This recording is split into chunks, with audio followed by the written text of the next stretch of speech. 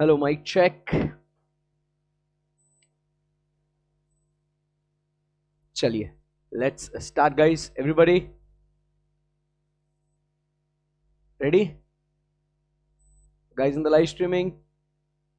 चलो let's start. आज हम लोग क्या कंप्लीट करने वाले हैं? दो चार क्वेश्चंस जो है हमारे किसके, बजट कॉस्टिंग के, उसको हम लोग फिनिश करेंगे और फिर आज का सेशन अपना डन है। और उसके बाद कल मिलेंगे और कल आपका फेवरेट चैप्टर स्टार्ट होएगा। कौन सा? Standard costing, one of the favourite chapter. ठीक है ना? तो उसके लिए कल कुछ बढ़िया क्या करेंगे, ऐसा प्लान करते हैं कि पहले कॉन्सेप्ट्स और फॉर्मूलाज को रिवाइज कर लेंगे कल के सेशन में, और फिर परसों जो है उसके क्वेश्चन सॉल्व कर लेंगे, तो क्वेश्चंस अपने फास्ट हो जाएंगे।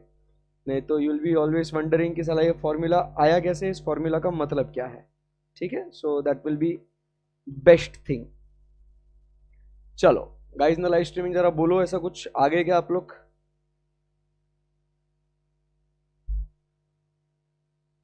ओके सर जी, आ गए हैं हम लोग और हम शुरू कर रहे हैं आज के इस खेल को जी। सो हम हैं क्वेश्चन नंबर 5 पे। कल हमने कुछ क्वेश्चंस किए, मजा आ रहा था उसके अंदर। आज के इस क्वेश्चन को शुरुआत करते हैं। बढ़िया क्वेश्चन है एकदम। The information of Z limited for the year ended 31st March 2020 is as below. Direct material, direct wages, variable factory overheads, fixed factory overhead, other variable cost, other fixed cost, profit and sales. तो ये data दिया है for the year ended 2020। During the year the company manufactured two products X and Y. मतलब आप समझ रहे हो question को? ये डेटा दिया है जेड लिमिटेड का। किसका डेटा दिया है? जेड लिमिटेड का। एंड वही फिर आगे बोल रहा है कि उस साल उन्होंने दो प्रोडक्ट्स मैन्युफैक्चर किए, product X and product Y. The output and the cost were as follows: output units, selling price per unit, direct material per unit, direct wages per unit। अब उसके बाद वो क्या बोल रहा है, काफी सिंपल है। Variable factory overheads are absorbed as a percentage of direct wages. तो आपको वो ओवरहेड रिकवरी रेट निकालना पड़ेगा, तो ओवरहेड चैप्टर का नॉलेज यहां पे काम में आ जाता है। फिर वो बोल रहे हैं अदर वेरिएबल कॉस्ट हमने कैसे कैलकुलेट किया है, तो इट इज प्रोडक्ट एक्स के लिए 40 per unit and product Y के लिए 70 पर यूनिट।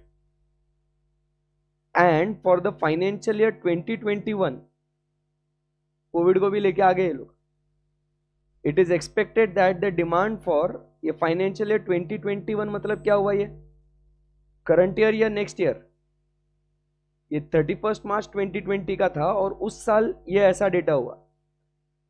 अब उसके बाद ये इन्होंने नेक्स्ट ईयर का डेटा दिया। Due to pandemic, it is expected that the demand for product X and Y will fall by 20% and 10% respectively. Direct wages cost will rise by 20% and other fixed cost by 10%. So products will be sold at a discount of 20%. तो ये next year का दिया है अपने को। अब उन्होंने क्या बोला कि you are required to prepare what, ध्यान से पढ़ना क्वेश्चन में, product wise profitability statement on marginal costing method for financial year 1920। तो 19-20 का प्रोडक्ट वाइज बनाने का है। प्रोडक्ट वाइज मतलब एक्स के लिए, वाई के लिए एंड टोटल।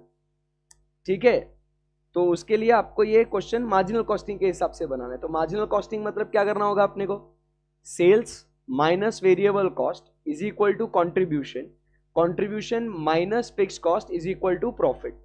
तो वो वैसा अपने को ये बनाने का है एक्स एंड वाई के लिए फॉर फाइनेंशियल ईयर 1920। फिर दूसरा क्या बोलता है, प्रिपेयर अ बजट फॉर 2021। तो ये क्वेश्चन इतना अच्छा है कि इसमें आपका मार्जिनल कॉस्टिंग भी हो गया और आपका बजट भी हो गया। तो ऐसे एग्जाम में क्वेश्चंस दो चैप्टर का मिलके एक क्वेश्चन आपको पूछ दिया जाता है। क्लियर एकदम? यस। सो आपको वापस से मिल रहे हैं कितने, ज्यादा नहीं, 6 मिनट, 7 मिनट, चलो 6 मिनट ले लो। अभी तो बहुत प्रैक्टिस हो गई है आप लोगों की, बहुत स्मार्ट हो गए हो आप, बचपन से अभी कॉस्टिंग कर रहे हैं, है ना? चलो, time has started, 6 minutes you have guys, come on. अच्छे से एक एक पॉइंट को रीड करना, मिस्टेक बिल्कुल भी मत करना।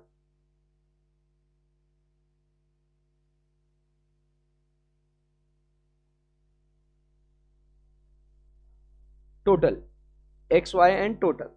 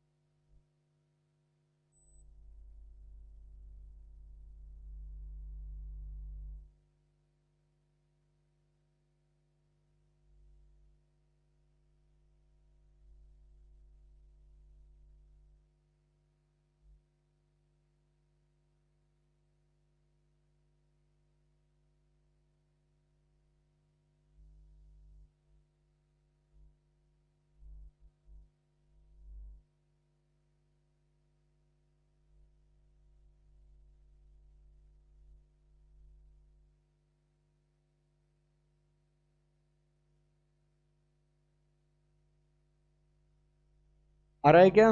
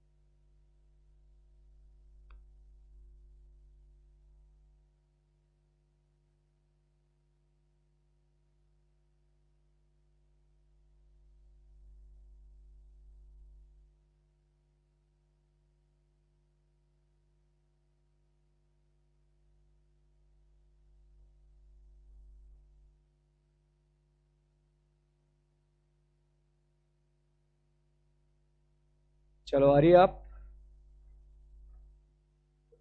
Last 10 seconds.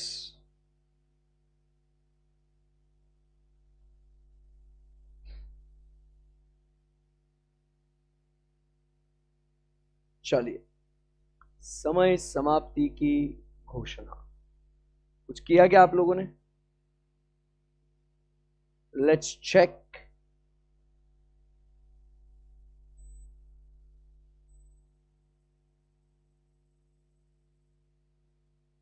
ओके, चलो तो पहला जो है क्वेश्चन नंबर 5 लिख रहे हैं यहाँ पे, और इधर लिख रहे हैं इसका solution. So working note number, मतलब वर्किंग नोट क्या ही बना है, इसको सीधा लिख देंगे क्या कि marginal cost sheet for products particulars product X Y and total. तो पहले अपने को क्या दिया गया, आउटपुट दिया गया है क्वेश्चन में, देख रहे हो आप क्वेश्चन। सो आउटपुट इन यूनिट्स कितने दिए गए हैं, 8000, 4000। फिर सेलिंग प्राइस पर यूनिट दिया गया है, selling price per unit it is rupees 600, rupees 550। तो फिर यहां पे आ जाएगा अपना sales which is 1 into 2, 8000 into 600 is equal to 48 lakhs, and 4000 into 550 is equal to rupees 22 lakhs, and gross total ये आ गया अपना 70 lakhs। हाँ, अब क्या दिया अपने को नेक्स्ट, अभी अपने को चाहिए वेरिएबल कॉस्ट। वेरिएबल कॉस्ट में क्या आएगा, मटेरियल कॉस्ट आ जाएगा। So direct material per unit कितना दिया है अपने को, डायरेक्ट मटेरियल इसका rupees 140। So it is rupees 140 into 8000 units, it is rupees 11,20,000। और इसका कितना है रुपीज, ये कितना है 157 point into 4000। So 157.5 into 4000 is equal to 6,30,000 plus 11,20,000 is equal to 17,50,000। Nice. उसके बाद direct labour. So direct labour क्या बोल रहे हैं वो, rupees per unit into 8000, 90 into 8000 ये आया 7,20,000। और इधर आता है कितना rupees 132.5 into 4000, 5,30,000। Gross total rupees 12,50,000। उसके बाद next we have is what, variable factory overheads. अब वेरिएबल फैक्ट्री ओवरहेड्स ये कैसे निकालेंगे अपन, क्वेश्चन में एडजस्टमेंट दिया है, डायरेक्ट नहीं। Variable factory overheads are as a percentage of what, direct wages. तो ओवरहेड रिकवरी रेट क्या आ जाएगा यहाँ पे, डायरेक्ट वेजेस और ये, तो ये कितना है 6 lakhs। ओवरहेड्स कितने, 6 lakhs डिवाइडेड बाय, नहीं ओवरहेड कितने हैं 9,50,000, sorry 9,50,000 divided by direct wages is 12,50,000। सो ये कितना आया 9,50,000 divided by 12,50,000, so it is 76% of direct wages. गलत कर लिया, सही किया, पक्का? हाँ बट कोई बात नहीं, 76% आया ना। So it is 76% of what, 7,20,000 and 76% of what 5,30,000। ऐसा प्रोपोर्शन रेशियो में वगैरह ऐसा किसी ने कुछ किया है क्या? ऐसा बहुत मारूंगा पकड़ के। 0.76 इंटू 7,20,000, 5,47,200। सही किया है सर। 5,30,000 तो 4,02,800। Gross total 9,50,000। डन है ये। फिर अभी और क्या बचा अपना? ये हो गया, ये हो गया, ये हो गया। अब अदर वेरिएबल कॉस्ट के लिए कुछ दिया है क्या data? So it is 40 per unit and 70 per unit. Other variable cost rupees 40 into 8,000 and rupees 70 into 4,000. So 40 into 8,000, 3,20,000. 70 into 4,000 is equal to rupees 2,80,000.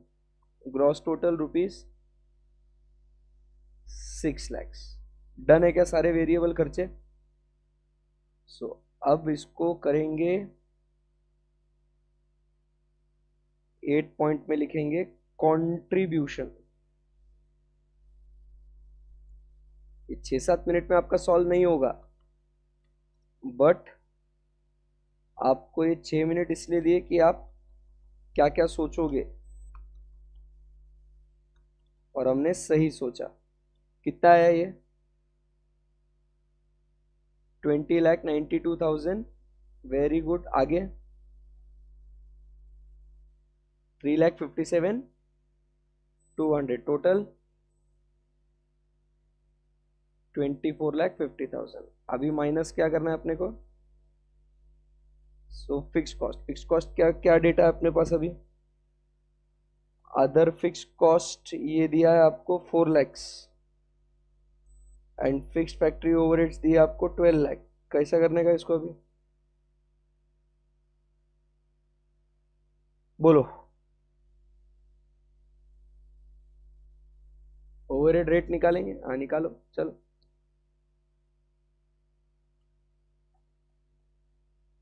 हाँ हाँ हाँ। फिर फिक्स कॉस्ट, इसमें कौन से फिक्स कॉस्ट है?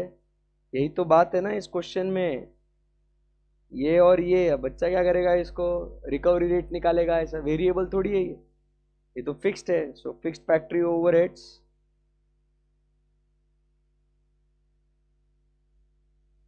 कितना है? Fixed factory overheads 12 lakhs। And next other fix cost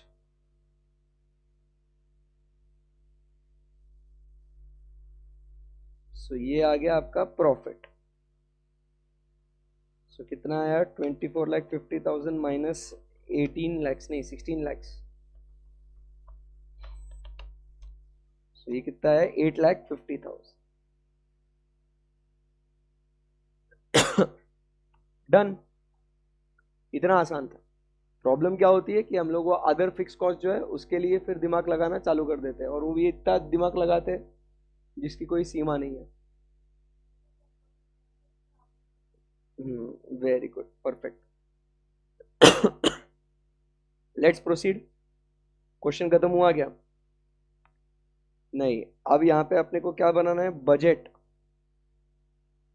for financial year 2021-22। Correct है ना?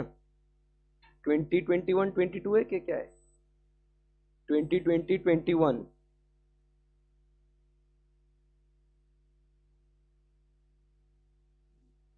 पर्टिकुलर्स, फिर से product X, product Y and total. अब बताओ यहां पे आउटपुट क्या लिखेंगे? इन यूनिट्स कुछ एडजस्टमेंट दिया है अपने को? हाँ, आउटपुट यूनिट्स के लिए ना। तो क्या बोला है? Due to pandemic the demand for the product will be falling by 20 and 10%. So ये क्या हो जाएगा 8,000 माइनस 20% एंड इधर हो जाएगा 4,000 minus 10%. So 8,000 minus 20% is 6,400 and 4,000 minus 10% is 3,600. अब दूसरा सेलिंग प्राइस पर यूनिट कितना है? सेलिंग प्राइस पर यूनिट 600 था ना, बट अभी डिस्काउंट कितना 20% डिस्काउंट देना है और एक एडजस्टमेंट है. सो ये आया कितना 600 माइनस 20%, तो दैट इज रुपीज 480 एंड इसका प्राइस कितना था रुपीज 550 माइनस इसको भी 20%. इसको 10% मत लिखना क्योंकि दोनों का प्राइस 20% से गिरेगा. So it is rupees 440. सो ये आ गया यहाँ पे sales which is 1 into 2. 6,400 into 480 is equal to 30 lakh 72,000 and 3,600 minus 440 3,600 into 440 rupees 15 lakh 84,000 plus 30 lakh 72,000. So ये आया rupees 46 lakhs 56,000. बराबर. अभी नेक्स्ट डायरेक्ट मटेरियल के लिए कुछ बोला है क्या? चेंजेस होने वाले क्या डायरेक्ट मटेरियल में? कुछ नहीं, सेम है ना. तो क्या लिखेंगे रुपीज 140 बस इनटू यूनिट्स चेंज हो जाएंगे, that is 6,400. So 140 into 6,400 is rupees 8,96,000 and इधर लिखेंगे रुपीज 157.7 नहीं 0.5 इंटू 3,600.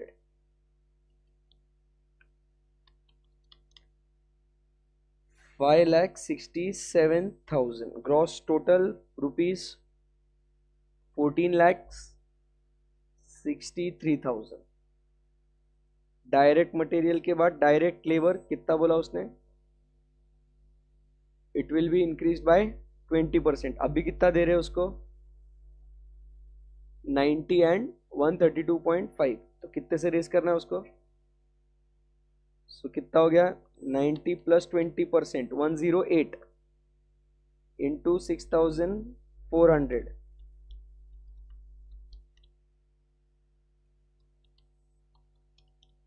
6,91,200 और इधर कितना है 132.5 plus 20% is 159 into 3,600 5,72,400 plus 691,200 is equal to 12,63,600. ये हो गया डायरेक्ट लेबर. अब क्या चाहिए अपने को? Variable factory overheads. Variable factory overhead 76% ही लेना हो तो कोई चेंज नहीं है उसमें, तो है ना. सो 0.76 into 691,200 that gives us 5,25,312 and 572,400 ये आ गया रुपीज 4,35,024. ग्रॉस टोटल आया रुपीज 9,60,336. अदर वेरिएबल कॉस्ट कितना दिया आपको पर यूनिट? वो तो सेम ही रहेगा. सो वो कितना आया रुपीज 40 इंटू 6,400 एंड ये आएगा रुपीज कितना 70 इंटू 3,600. सो कितना आया 40 इंटू 400 2,56,000. 70 इंटू 3,600 2,52,000 एंड टोटल कितना आया 5,00,000 8,000। ओके, अब यहां से आ जाएगा अपने पास क्या, कंट्रीब्यूशन। निकालो contribution. 30,72,000 minus 8,96,000 minus 691,200 minus 525,312 minus 2,56,000। तो ये आया कितना रुपीस, अरे यार मैंने इरेज कर दिया, कितना आया 7,03,488।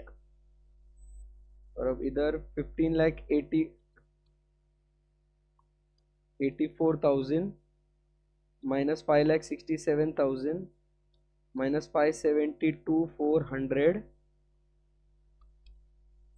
Minus 435,024 minus 2 lakh. तो गड़बड़ कर रहा हूँ, आप बोलो आंसर। हाँ आने दो ना, तो उसमें क्या हुआ, लॉस नहीं आ सकता है क्या। 2,42,424। हाँ तो लॉस आ गया ये। एंड टोटल 703,488 माइनस 242,424, तो rupees 4,61,064। And then fix cost वो तो उतना ही रहेगा, विच इज, क्योंकि उसके बारे में कुछ बोला नहीं है ना। एंड नेक्स्ट क्या है अपने पास, अदर, ये फिक्स्ड क्या है, ये फिक्स्ड फैक्ट्री ओवरहेड्स है ना, ये fixed factory overheads and other fixed cost, जो कितना है 4,40,000। सो ये आ गया अपना प्रॉफिट और लॉस। कितना है लॉस,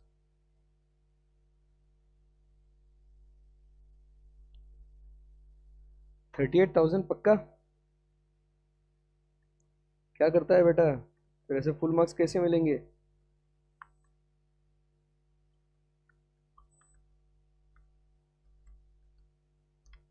$11,78,000 बाबू, 78,936। क्या हो गया, कितने पैसे ज्यादा माइनस कर दिए।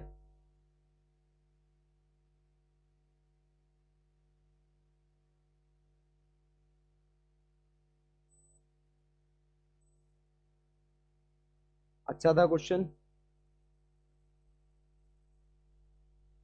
राइट। सो ये ऐसा आपका क्वेश्चन एग्जाम में फास्ट सॉल्व होना चाहिए एकदम, मतलब you should not take more than 10 to 12 minutes. छोड़ना चाहिए ही नहीं, वो तो क्या है उसके अंदर, वही टॉपिक है ये तो। हाँ, आप बच्चे हैं ना, आप लोगों को बस क्या होता है, डराया जाता है, और आप नादान जो हो, आप डर भी जाते हो।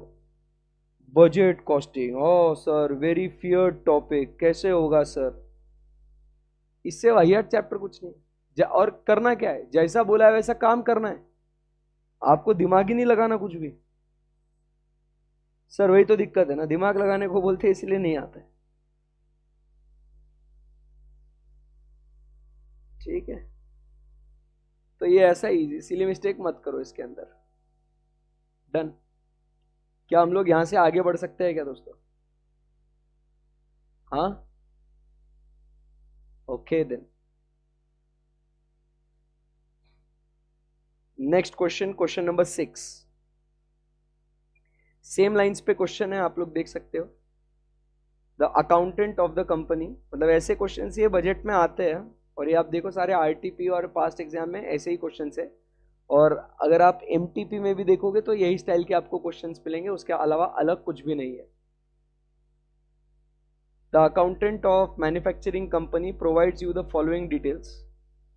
सेम दिख रहा है क्या आपको, 2 products A and B, variable factory overheads, other variable cost 2020 दिख रहा है आपको।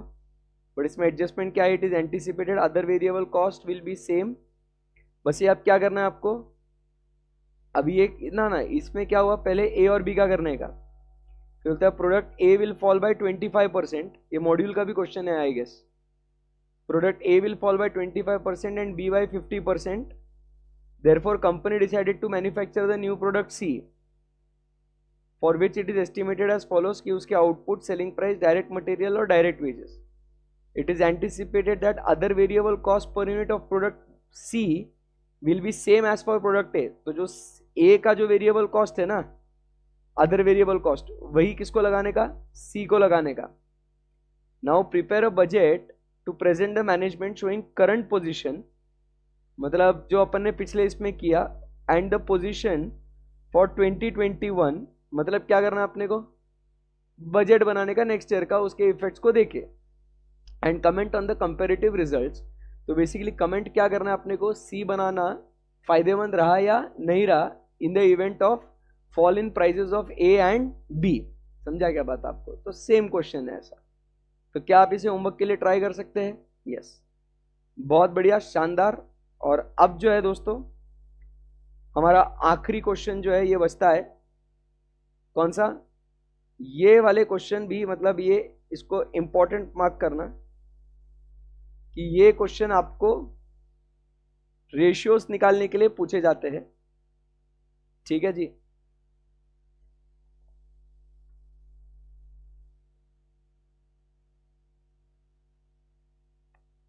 रेशियो निकालते आना चाहिए। रेशियोज याद है क्या आपको? नहीं सर, रेशियोज थोड़ी याद है हमको, ऐसे थोड़ी होता है।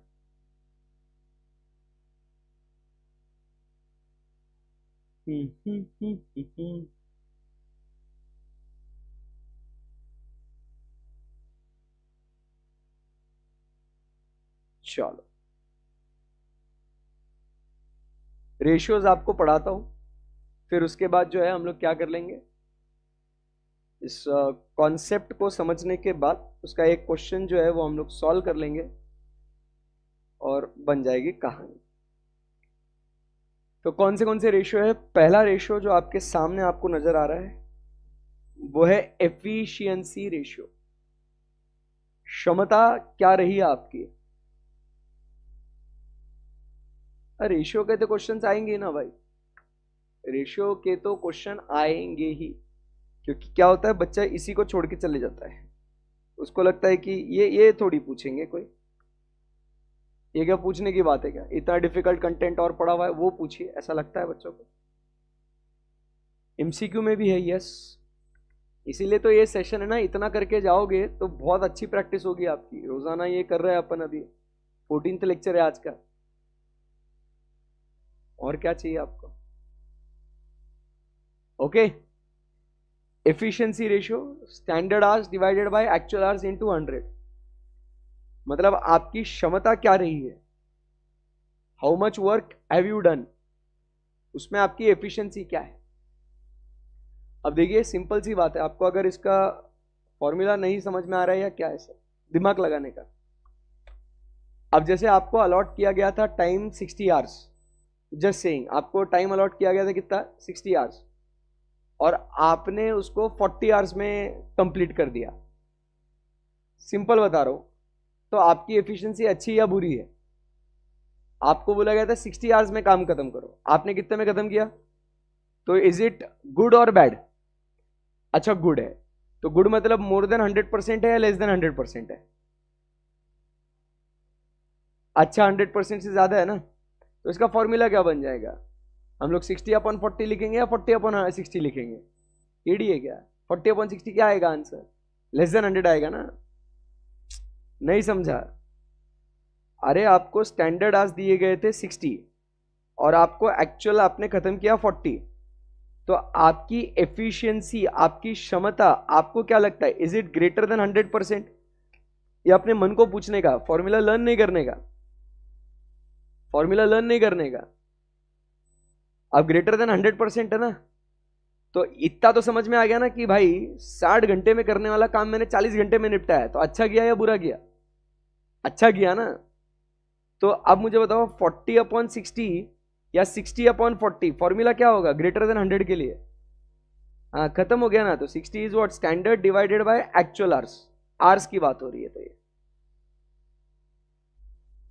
आया क्या फॉर्मूला? ये हुई ना बात।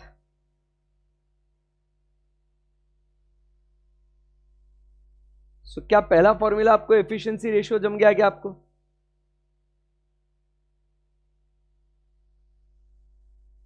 चलिए मजा आ गया सर। अभी अपन आगे बढ़ते हैं नेक्स्ट पॉइंट। एफिशिएंसी रेशियो समझ में आया आपको? अब एफिशिएंसी रेशियो के बाद चलते हैं एक्टिविटी रेशियो। ये ध्यान से पढ़िएगा, ये मॉड्यूल में भी क्वेश्चन है ये पूरा, तो पहले फॉर्मूला समझना। एक्टिविटी रेशियो, फर्स्ट फॉर्मूला के बाद सेकंड एक्टिविटी रेशियो। तो फॉर्मूला क्या है उसका? Standard hours divided by budgeted hours. अब ये एक्टिविटी क्या है आप समझिए, इसका पहले मीनिंग समझो तो आपको कॉन्सेप्ट क्लियर होगा। नहीं तो सिर्फ एक्टिविटी रेशियो लिख के आपको मजा नहीं आएगा जब तक आपको एक्टिविटी रेशियो का मतलब क्या है ये समझ में नहीं आएगा। एफिशिएंसी मतलब तुम्हारी क्षमता, और तुम उसको कैसे मेजर करोगे? By the actual work done. बराबर है कि नहीं? अब एक्टिविटी रेशियो में अपन क्या कहते हैं? It measures how much work has been completed compared to the planned workload. बराबर है कि नहीं? तो तुम्हारे standard hours and budgeted hours को हम लोग कंपेयर करेंगे। एक्टिविटी कितना, तो तुम्हारा स्टैंडर्ड आवर्स कितना है। ये स्टैंडर्ड आवर्स जो है ये किसके लिए होता है? ये इधर ध्यान दो जरा सर के पास, लिखो मत अभी 2 मिनट, इसका बाद में स्क्रीनशॉट निकाल लेना, फोटो निकाल लेना, पहले कॉन्सेप्ट पे ध्यान देना। अब अपन एक्टिविटी रेशियो अगर बात कर रहे हैं तो ये स्टैंडर्ड आवर्स किसके लिए होते हैं? फॉर एक्चुअल आउटपुट के लिए होता है कि नहीं? बराबर है कि नहीं? एंड बजटेड आवर्स किसके लिए होते हैं? For budgeted output. Standard hours for actual output and budgeted hours for budgeted output. तो तुमने कितना एक्टिविटी तुमने प्लान किया था, तुमने कितना एक्टिविटी प्लान किया था वर्सेस तुमने कितना एक्चुअली कंप्लीट किया है, तो इसको बोलते हैं अपन एक्टिविटी रेशियो। तो it is standard hours divided by what? Budgeted hours. आप ये समझो, ये स्टैंडर्ड आवर्स किसके लिए है? ये फॉर एक्चुअल आउटपुट है, और ये एक्चुअल आवर्स किसके लिए है? फॉर एक्चुअल आउटपुट ही है। तो इससे तुम्हारे एक्चुअल आउटपुट के लिए ही तुमने कितना आवर्स तुमको लगने वाले थे और तुमने एक्चुअल में कितने लिए, तो इससे पता चलेगा क्या? तुम्हारी एफिशिएंसी। ये समझ में आया आपको? अब एक्टिविटी की अगर बात करें तो तुमने कितनी एक्टिविटी तुमने कंप्लीट करी है, that is actual, compare to what you had planned, and how much you had planned was the budgeted. इसीलिए एक्टिविटी रेशियो क्या लिखा हुआ है? It measures how much work has been completed compare to the planned work. अब बच्चा क्या बोलता है? Standard hours upon budgeted hours sir, मतलब इसमें कंप्लीटेड किधर है, इसमें प्लान्ड किधर है? तो उस कॉन्सेप्ट के अंदर जाओ और फिर आपको समझेगा कि हमारे स्टैंडर्ड आवर्स किसके लिए होते हैं? एक्चुअल आउटपुट के लिए, और हमारे बजटेड आवर्स किसके लिए होते हैं? बजटेड आउटपुट के लिए। तो ये एक्चुअल आउटपुट मतलब कंप्लीटेड, ये बजटेड आउटपुट मतलब प्लान्ड। तो तुमने कितनी एक्टिविटी कंप्लीट करी of the activity that you had planned. समझ में आया आपको? तो इसीलिए आपका फॉर्मूला क्या बन जाएगा? Standard hours divided by budgeted hours. Easy लग गया एकदम? बोलिए बच्चों, बोलो आया ना? अब अगर ये आंसर ग्रेटर देन 100 आया तो इसका मतलब क्या हुआ? कि तुमने एक्चुअल आउटपुट ज्यादा दिया, और अगर ये आंसर लेस देन 100 आया तो तुमने कम काम किया। समझा बात को? तो ये इंटरप्रिटेशन के लिए भी कभी कभी क्वेश्चन आ सकते हैं। तो देखो, ऐसे मजाक मजाक में अपने कितने रेशियोज खत्म हो गए? 2। एक एफिशिएंसी रेशियो हो गया और एक एक्टिविटी रेशियो हो गया। अब चलते हैं दोस्तों, किसके बारे में बात करेंगे? Calendar ratio. कैलेंडर रेशियो मतलब क्या बोल रहा है? Available working days. क्या बोल रहा है वो? अवेलेबल वर्किंग डेज बराबर divided by what? Budgeted working days. तुम्हारे पास कितने डेज अवेलेबल है डिवाइडेड बाय कितने बजटेड वर्किंग डेज है। सिंपल सी बात है। So it measures the percentage of actual available working days compare to the planned working days. अब हम सोचते हैं ना कि सर क्या हुआ, मैं जो है ना सर, मैं budgeted working days sir I will study for 25 days, but क्या हो गया? मान लो अभी होली का अपना ये आ गया फेस्टिवल, सब दोस्त आ गए सर कलर लगाने के लिए, तो मेरा वो एक दिन सर छुट्टी हो गया। तो out of 25 planned working days तुमने एक्चुअल तुम्हारे पास अवेलेबल कितने थे? हाउ मच वर अवेलेबल 24, तो that is the calendar ratio, खत्म हो गया, समझा गया। सो अवेलेबल वर्किंग डेज, इसका मीनिंग क्या हो गया, are the actual number of days the organization was open to work, समझा बात को। Budgeted working days is the number of working days which we had, खत्म हो गया कैलेंडर। तो तुमने कितना एक्चुअली किया, कितना ओपन थे तुम डेज के लिए, डिवाइडेड बाय तुमने कितना प्लान किया था बजटेड। तो बताओ क्या ये तीसरा रेशियो आपको समझ में आएगा। कोई भी ये रेशियोज आप करोगे एग्जाम में सॉल्व, भाई नाम से फॉर्मूला आगे आना चाहिए, कोई बड़ी बात नहीं है। बच्चे को क्या होता है, दर्द क्या है, ये नाम से डरते हैं इसीलिए पढ़ते नहीं है। भाई ये तो मैं ऑप्शन के लिए छोड़ रहा हूं, ये नहीं पढ़ना मेरे को। अबे गधे, इससे इजी कोई टॉपिक नहीं है। सर गधा मत बोलो, सॉरी, बट पढ़ना चाहिए भाई, है कि नहीं, ठीक है। ओके, सो प्यार से बोला, हाँ ऐसे गुस्सा नहीं करना। एफिशिएंसी रेशियो, उसके बाद एक्टिविटी रेशियो, उसके बाद calendar ratio, okay.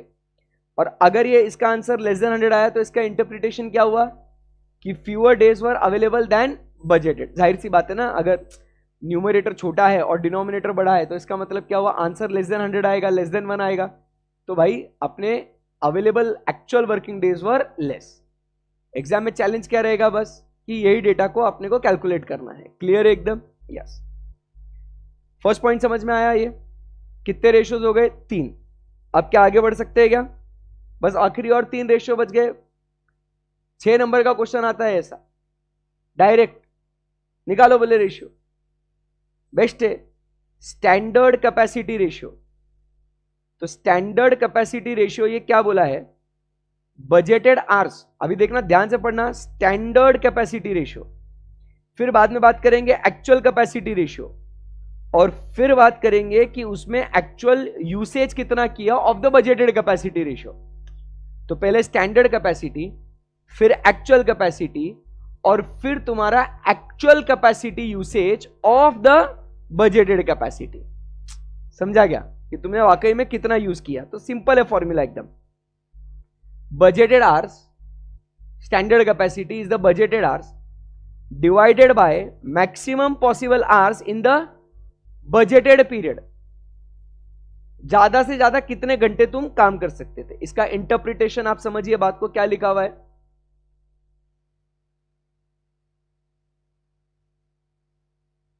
So it indicates how much total of the possible working capacity has been planned for use. अब मेरे पास पॉसिबल, मैक्सिमम पॉसिबल आवर्स मेरे पास बहुत है, बट जरूरी है क्या कि मैं बोलूंगा कि नहीं उतना काम करने का। I can maximum work for 100 hours, but is it necessary that I should maximum work for 100 hours? मैं बोलूंगा let's keep a budget of at least let's work for 80 hours.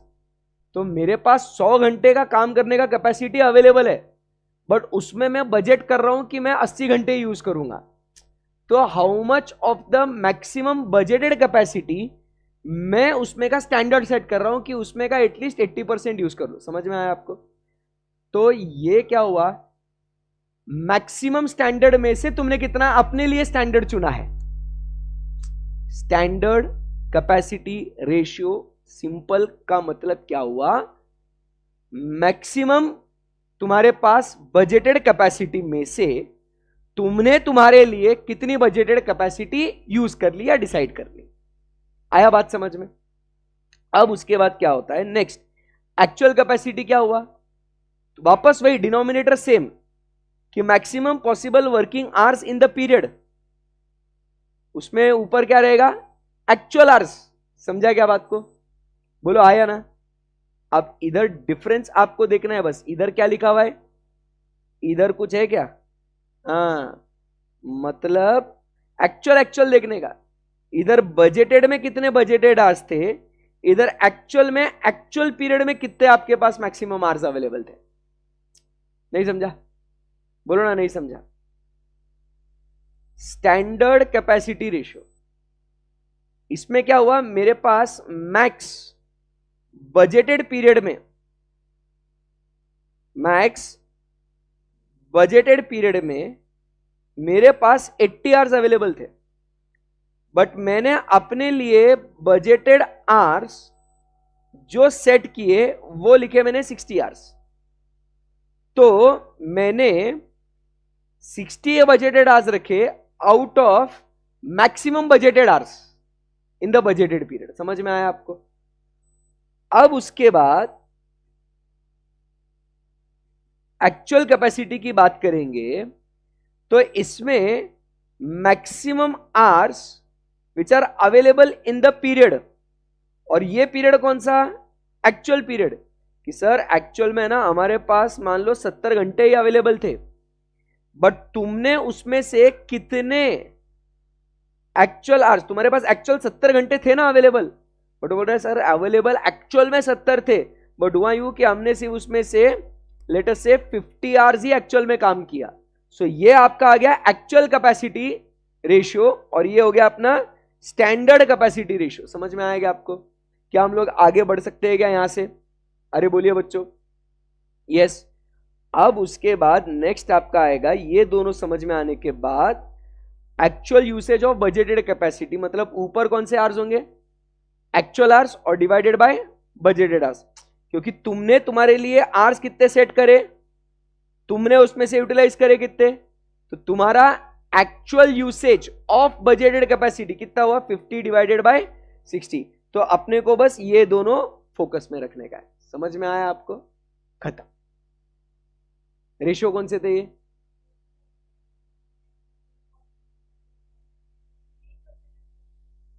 अब वो जब अपन स्टैंडर्ड कॉस्टिंग करेंगे ना तो आपको वो स्टैंडर्ड बजट और वो सब और अच्छे से समझ में आएगा, तो लेबर वाला और इजी हो जाएगा। डोंट वरी, ठीक है ना? क्लियर है एकदम? बेस्ट। तो आप क्या कर लो, इसका फोटो निकाल लो, स्क्रीनशॉट ले लो, जो करना है कर लो। बहुत अच्छे से ये नोट्स बनाए हुए हैं। होने के बाद अपन वो क्वेश्चन सॉल्व कर लेंगे।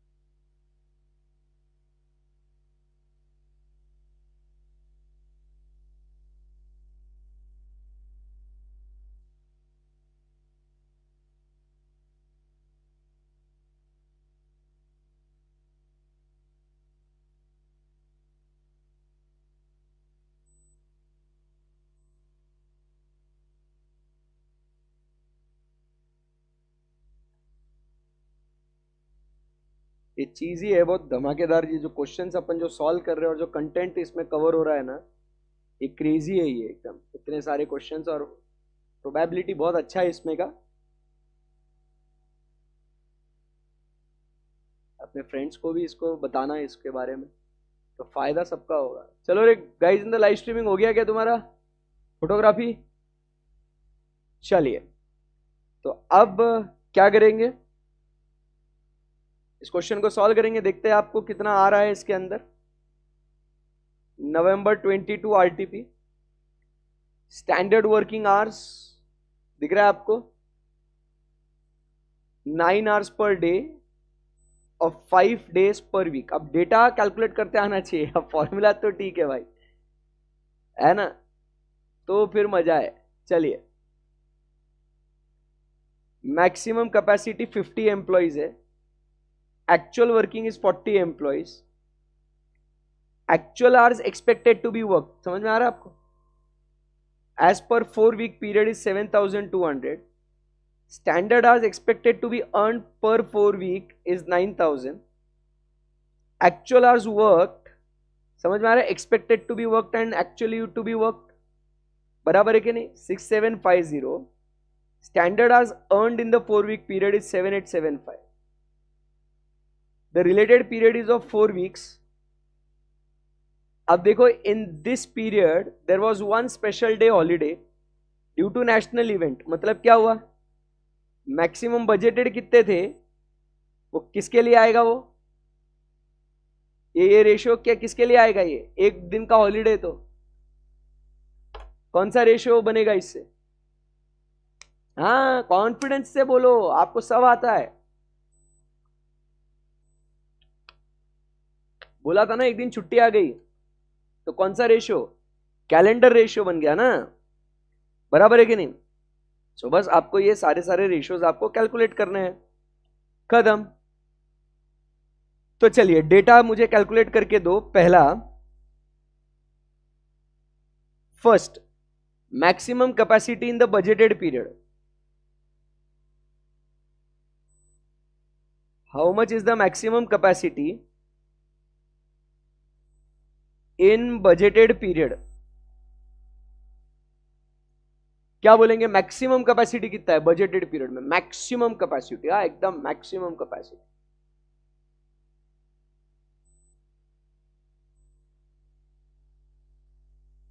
बोलो, हम आर्स निकाल लेना, तो एम्प्लॉयज काम करेंगे तो वो आएगा ना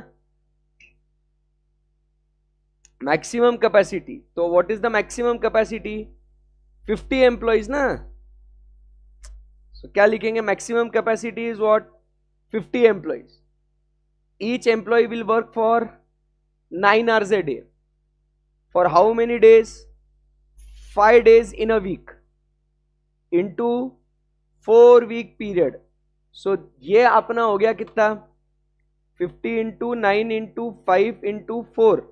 हाँ, यही आंसर निकाला था आपने, ये क्वेश्चन में दिया हुआ भी था 9000। ये देखो सर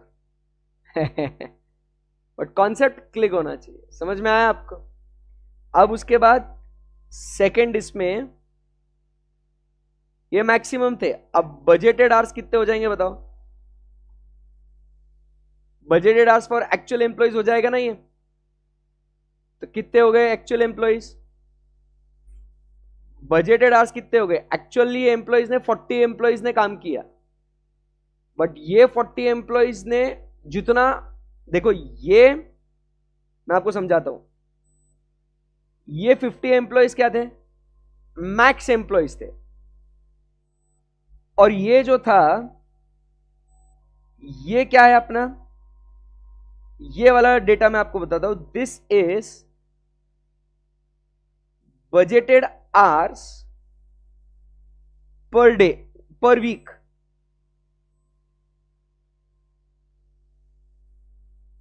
करेक्ट है? तो इधर इधर लिखो मत, पहले समझो, ये 50 एम्प्लॉयज क्या हो गया, ये हो गया मैक्सिमम कि 50 लोग काम करेंगे। अब 50 लोगों का बजटेड निकालना है, तो ये तो 9 इंटू 5 ये बजट ही हो गया ना ये, एंड इंटू 4 वीक करा तो ये 4 वीक पीरियड का हो गया। अब मुझे बजटेड आवर्स निकालना है, सिर्फ बजटेड, मैक्सिमम नहीं चाहिए मेरे को सिर्फ बजटेड चाहिए। तो मैक्सिमम 50 थे, बट लोग वाकई में कितने लगे, 40। तो इन 40 लोगों का बजट कितना होगा, ये इन 40 लोगों का बजट कितना होगा, 9 आवर्स इंटू 5 डेज। बोलो भाई, क्योंकि ये तो सेम ही रहेगा ना भाई है ना, ये भी तो सेम ही रहेगा ना ऊपर। अब इंटू क्या करेंगे इसको, इंटू वापस से 4 week. So 40 into 9 into 5 into 4 is equal to 7200 hours. ये आ गया आपका सिर्फ बजटेड आवर्स। समझ में आया आपको?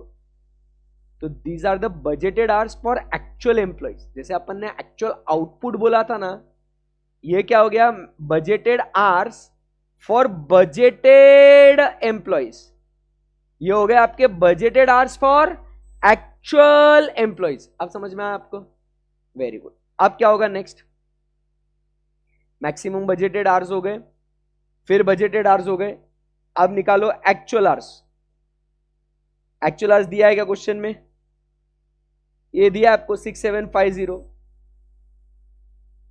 ऐसा तो उन्होंने वर्किंग करके तो सभी दिया है सर, है ना। Actual hours expected to be work, expected to be work मतलब ये आ गया बजटेड।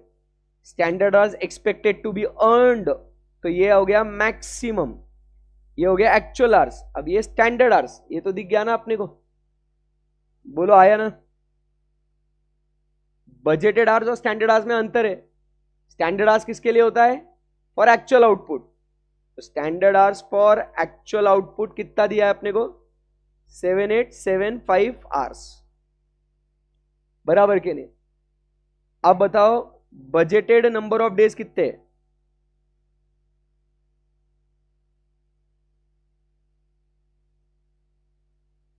बोलो,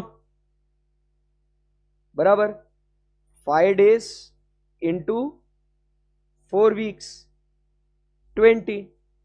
अब एक्चुअल डेज कितने हो गए? 20 - 1 इज इक्वल टू 19, बराबर है। अब ये डेटा मैंने आपको दे दिया, अभी अपने को बस क्या करना है? रेशियो निकालना है अपने को, रेशियोज। सो रेशियो नंबर 1 कौन सा? हाँ, एफिशिएंसी रेशियो का फॉर्मूला क्या है अपना? Standard hours divided by actual hours. तो स्टैंडर्ड आवर्स कितने हैं अपने? 7875। Standard hours for actual output divided by actual hours for actual output 6750।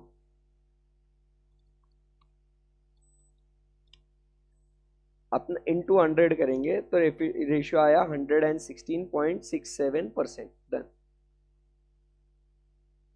इतना आसान है। सेकेंड रेशियो कौन सा निकालना अपने को? एक्टिविटी रेशियो, कि तुमने कितनी एक्टिविटी तुमने कंप्लीट करी out of the budgeted activity. तो फॉर्मूला क्या हो जाएगा अपना फिर से? Standard hours, standard hours for actual output, ठीक है ना। फॉर्मूला लिखो, standard hours divided by budgeted hours for budgeted output, समझा क्या? तो स्टैंडर्ड आवर्स कितने थे अपने? 7875, बराबर क्या? Standard hours for actual output and budgeted hours for budgeted output कितना आया वो? बोलो, budgeted hours for budgeted output कितना? 7200 ना, क्योंकि हमने सोचा कि इतना बजटेड आउटपुट होगा और उसके लिए इतने बजटेड आवर्स होंगे for the actual number of employees that we have. ये मैक्सिमम बजटेड कैपेसिटी है ये, बट अपन को एक्टिविटी रेशियो के लिए मैक्सिमम बजटेड कैपेसिटी नहीं है डिनोमिनेटर में, बराबर ना। तो divided by what? 7200, 7875 divided by 7200 into 100, 109.375%। तीसरा अपना कौन सा? हाँ, ये तो कैलेंडर आपको इजी है।